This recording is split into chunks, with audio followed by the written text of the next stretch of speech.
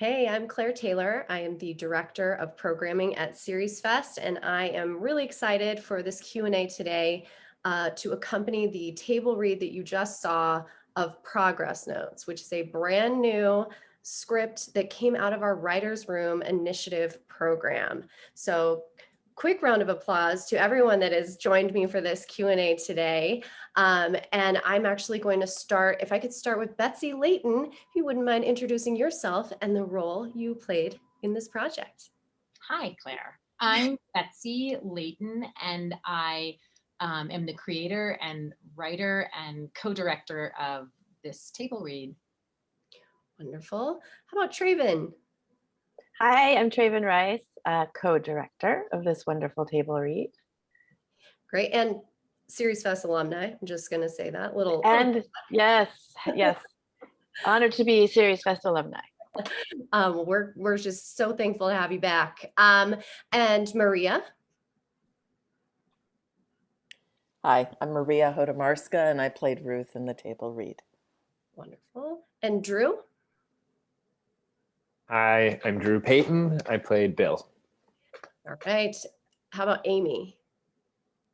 Hi, I'm Amy Rutledge. I play Melanie in a table read. Ethan? Hi, I'm Ethan, and I played Russell in the table read.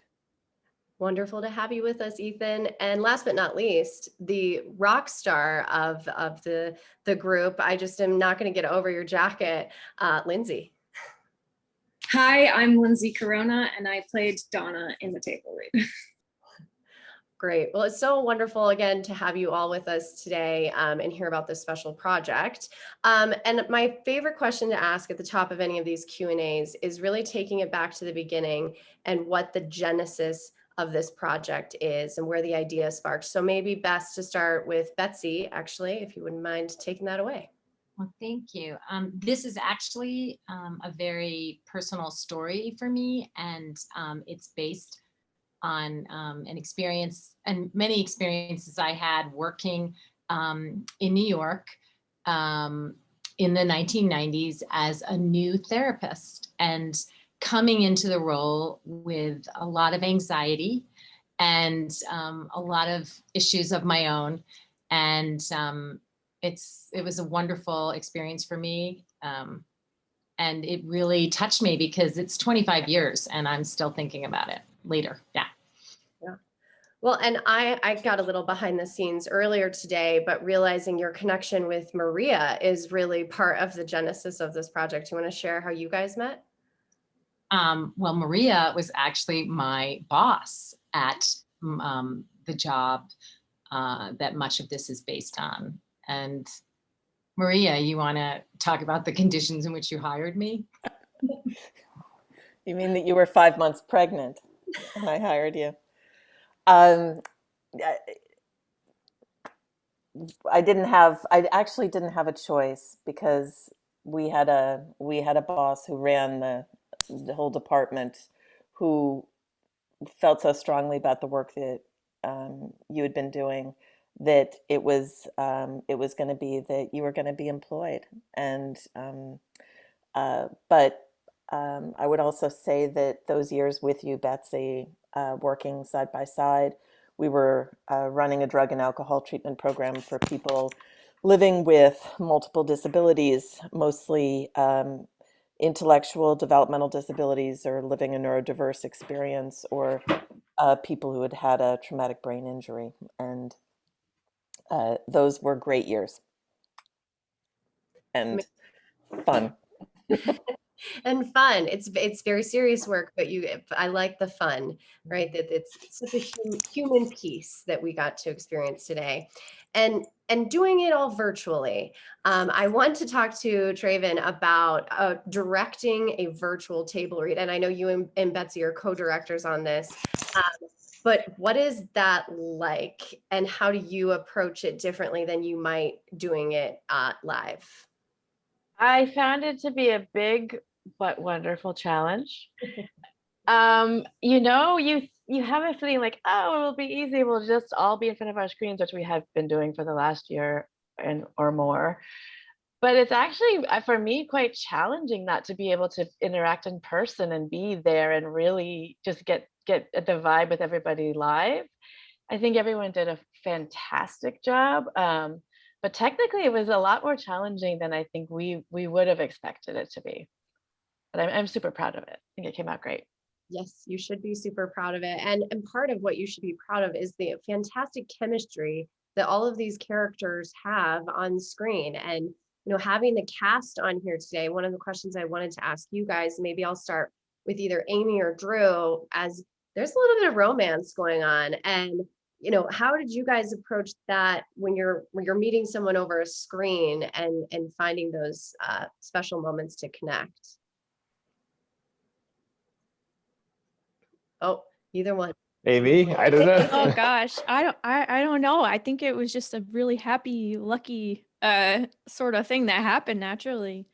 I think it was great to get a sense of Drew on screen, and I guess you can probably tell just watching, like, he just exudes just joy and just wonderful charm, and he was just so kind and generous and wonderful. So I think just having that to feed off of was really wonderful. Yeah, I don't know. Drew, do you want to? Wow, thank you for that. Yeah, I think just want to second that. I think we got very, very lucky, and obviously credit to those who did the casting also. But I think my sense is that we both connected really organically and naturally with our roles, and with each other. And so yeah, to some extent the work kind of just happened. But yeah, I mean, Amy is, how could you not through the screen have a romance with Amy, right? So Totally. And what about for Ethan and Lindsay? You guys play patients of the facility.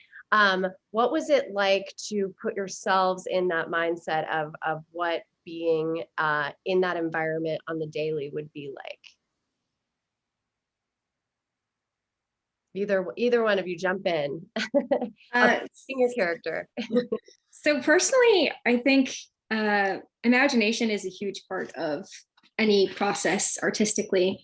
So I guess I just kind of created an environment in my head, because we're all kind of working in the confines of a box, which is the screen in this case. But at least in regards to Donna, she's especially interesting because she doesn't have a box. She never had a box, and that's her own sort of nuance. And so getting to kind of work around that adds a little bit of juxtaposition, I think, that made the character pretty, she's already really fun to play, but it definitely adds another element there.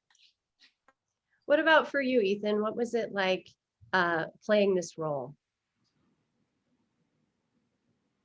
Oh, I can't hear you. Sorry. Yeah, There. you can hear me now, right? Yes. Okay, great. So for me, playing this part, it was actually well, one of the things I was really interesting was I kind of feel like I the same way, almost the same way about Russell that Lindsay was just saying about Donna, that Russell, I actually don't believe that Russell really has like a box.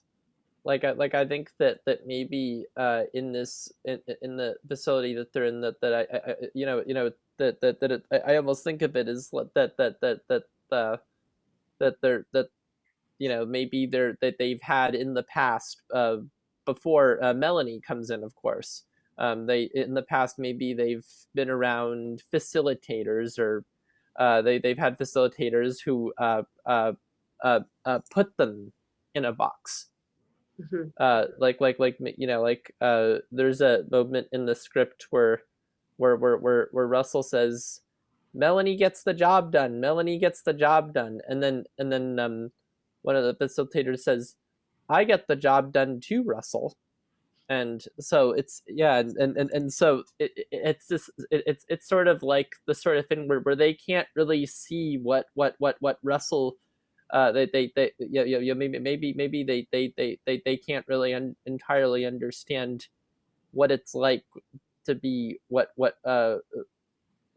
Russell's where Russell's coming from, which is that he's just, he's just randomly saying, that people get the job done with excitement and very with pure innocence, and so it's like the people telling him, yeah, I get the job done too. It's there's maybe they're trying, being like, hey, but what about me too? But they don't understand that Russell's just being very innocent when he says that. So Yeah, I love the picture you guys just painted of not being in these boxes, and how much the cast really coming together in this moment breaks you out of those boxes, and we get to know these characters. So let's talk about getting this cast together. Betsy, I know you definitely led the charge in a lot of that, and that Maria was also part of the casting process. Yeah. How did you approach finding these actors? Well, one of the things that both Traven and I felt strongly about was to cast actors that identified as neurotypical, and that we be as inclusive in inviting actors to join Progress Notes, because I mean, part of the whole point is each one of us is coming from a different non-box, because we're all so different, and each one of us is learning from each other, no matter what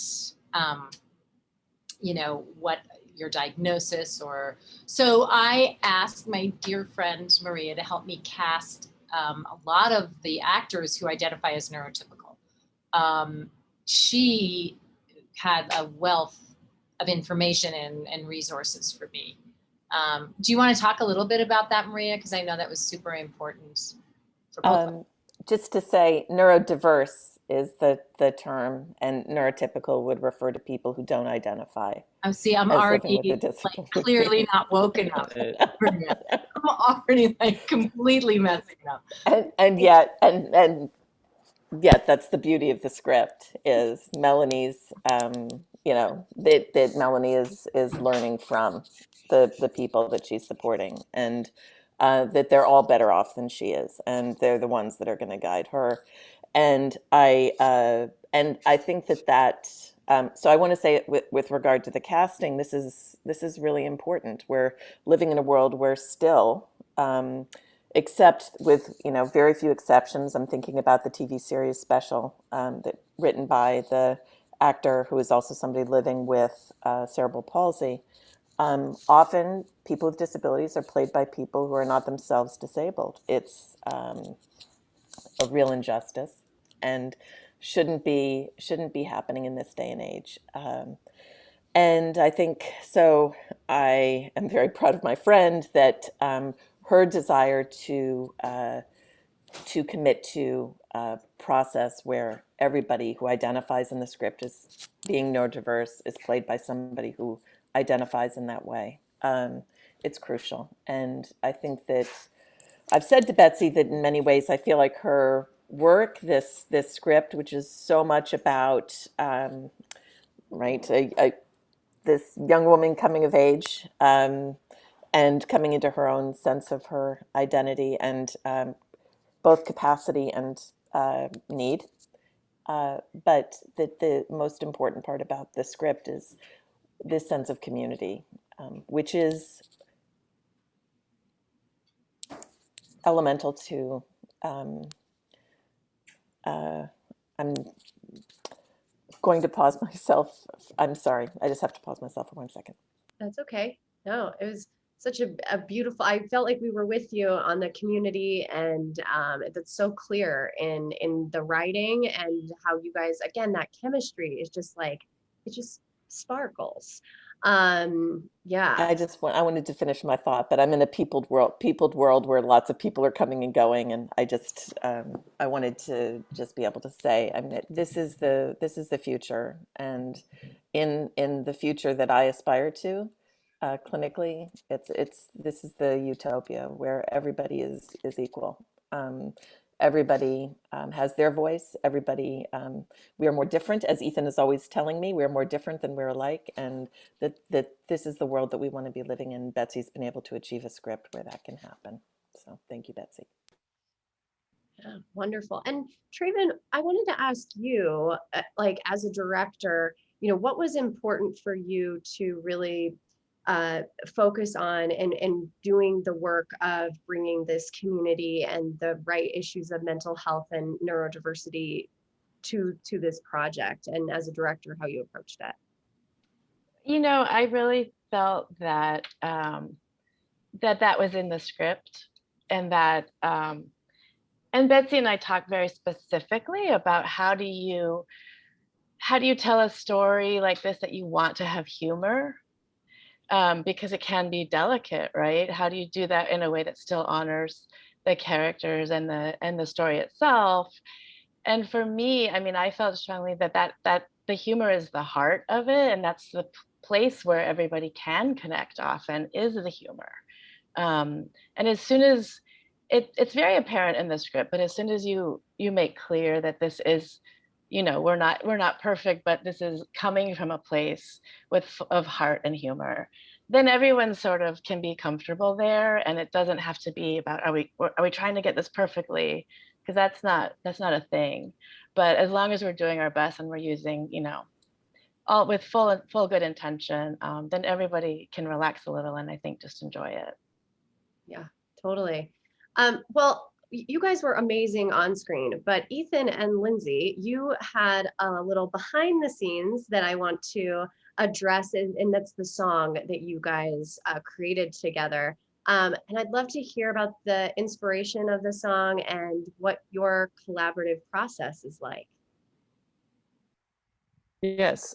So one of the things I that our process is like is we kind of just sometimes we start off. I give Lindsay like a melody of something that I've come up with, and we just start working on it, and occasionally we'll give each other ideas, and if one of us says that doesn't quite work, we'll do something else, and so it's no, we really collaborate very well together, and and as far as the song for Progress Notes, we were really there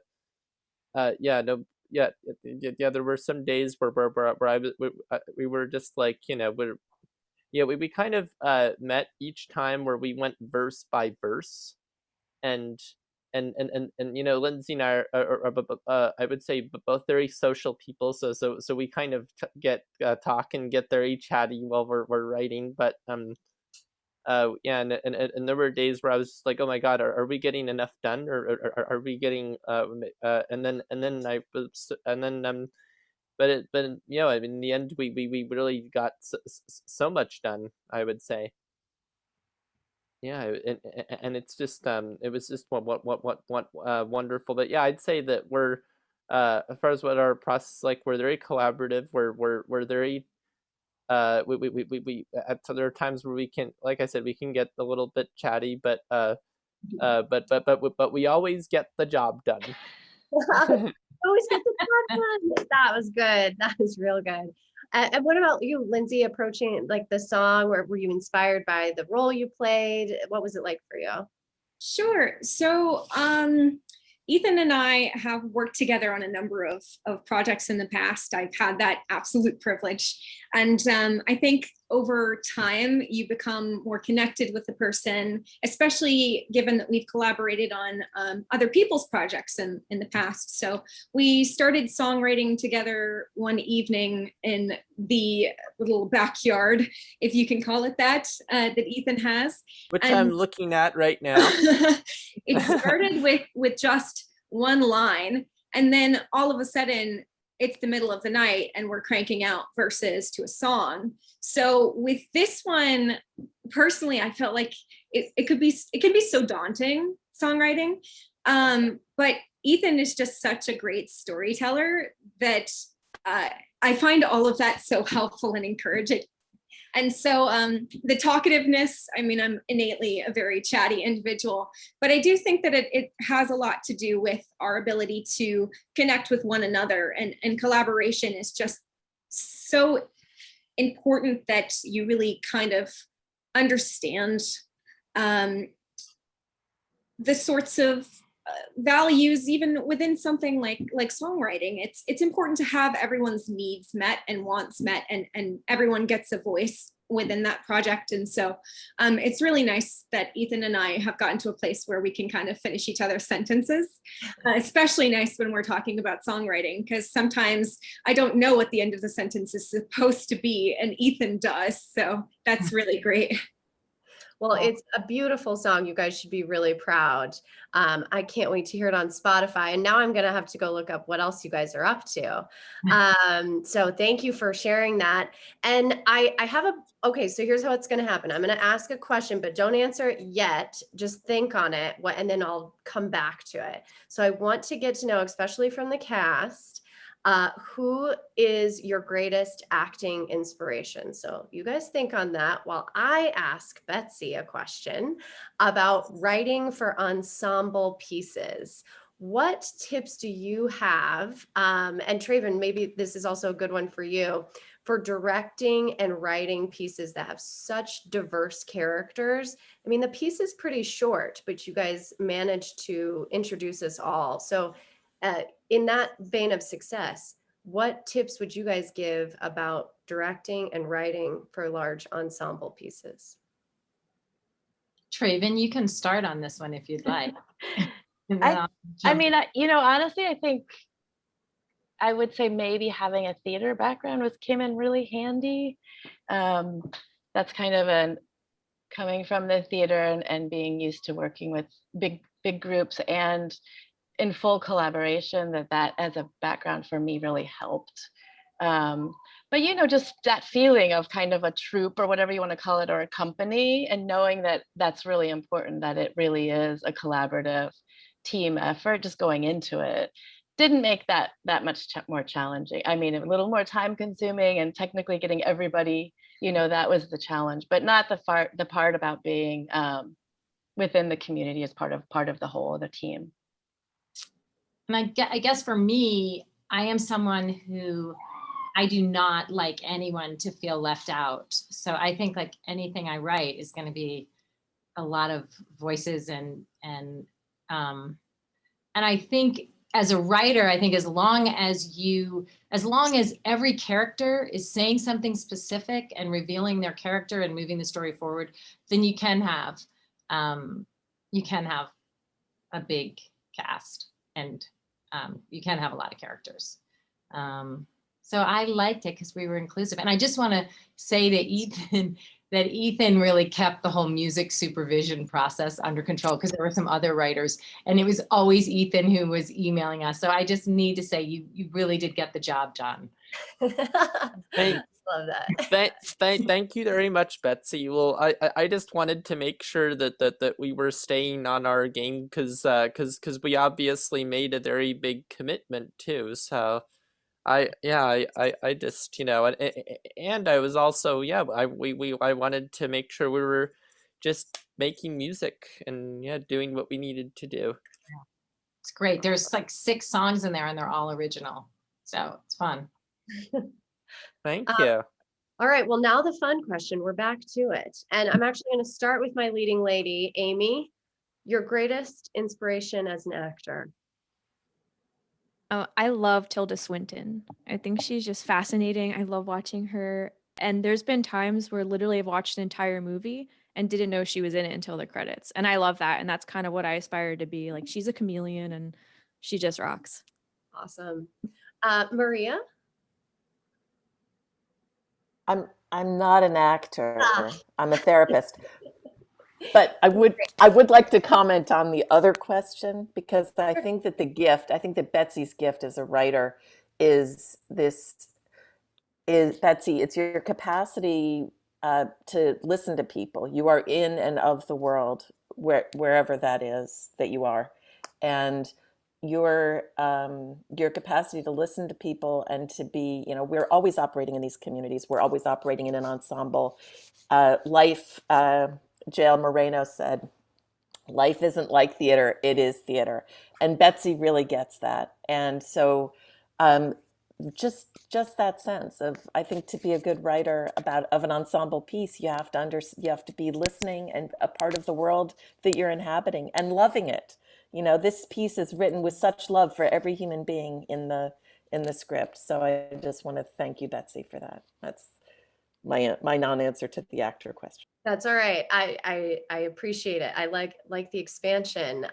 Drew, why don't you jump in? Oh, wow. There are so many, obviously. The two that just come to mind are Austin Pendleton, with whom I've had the pleasure of studying, who's just like, who I think has a funny story about how he regards himself as the most underrated actor in America. But he sort of is in a lot of ways. He's just kind of a fabulous character actor who everybody recognizes, and it's hard to kind of name some of those roles. I'm also Ethan Hawke. I'm also follow a lot, and just really like, especially the stories that he chooses and that he devotes himself to. I really admire sort of that, his track and trajectory. But there's so many. You've got like an Ethan Hawke vibe, so maybe that's wow. Good. Yeah. I will take that. Thank you. Lindsay, what about you? Wow, what a question. I tend to have like an actor of the week, whatever I'm currently obsessed with. I agree with Amy in terms of what makes an actor kind of really good at their job. When I think about that, I think of someone who can be different and is unrecognizable and just gives a heart to every character.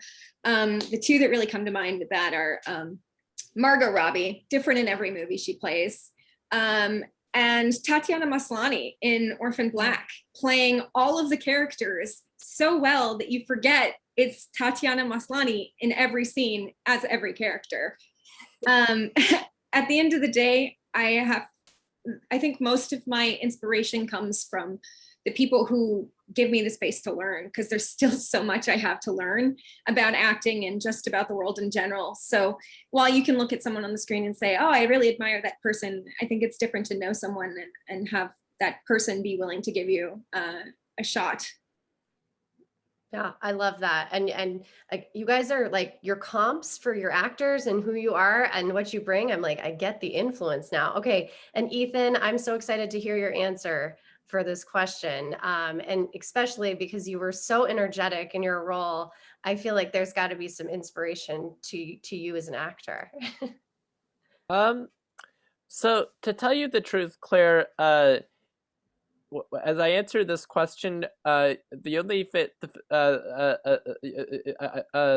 I'm going to give a little bit of a different answer than everyone else. Just in that I can't say I have anyone famous, I can't think of any famous movie star or anything like that that's inspired me, because I feel like I just am so myself and so Ethan, and when I think about the things that inspire me, I just it's just people in my life. But I'm actually not really sure if I have an actor inspiration or any sort of muse or hero, acting hero. I kind of just, because I don't know, I just especially since especially as a neurodiverse person myself, I just think I'm so uniquely Ethan. I can't really. I mean, there's a lot of great famous people out there in theater and film that I do like, and work I love watching, but I'm not sure of anyone who's specific who's really inspired me. I think especially in the case of this project, if there's anything that's inspired me, that maybe reminds me of the thing that the institution or in this project or any group is. I am currently a part of a great community called in New York City called Adaptations, which is for neurodiverse people. Yeah, if anything, that's I think that that I just mentioned that because that place lives up.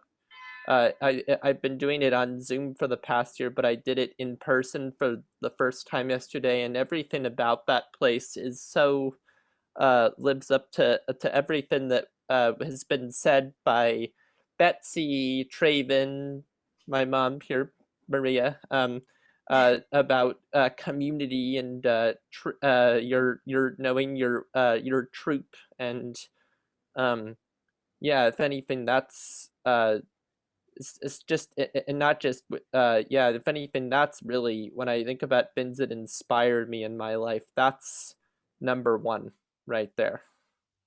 Well, I love it. And I love that you are an original in the way that you approach this. It comes across on, Thank you.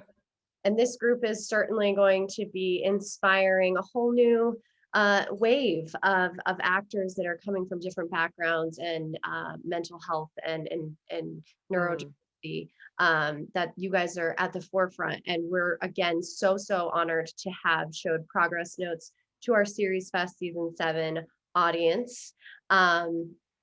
Congratulations to you guys, and thank you for joining me today. Thank you. Thank you. Claire. Thank you so Thank much, you. Claire. Thank you. Thank you. Yeah.